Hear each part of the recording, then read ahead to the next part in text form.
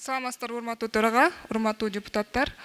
Урматтуу төрага, бардыгыбызга белгилүү болгондой, азыркы учурда, акыркы күндөрү ошо 12 жылдык билим берүү маселесин өтүү боюнча өтө чоң талкуу болуп жатат да, резонанс болупчу.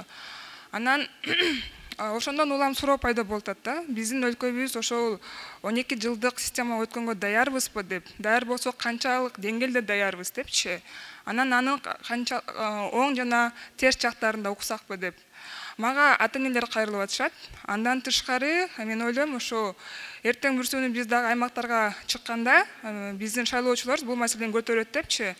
Ошондон улам ынтымак фракциясы бул маселе боюнча депутаттардын, министрлердин, ата-энелердин, мугалимдердин менен чогуу парламенттик угууну сунуштайбыз да. Анан урматтуу төрага ошо протоколдук поручение тапшырып койсоңуз, протоколго же аппаратка.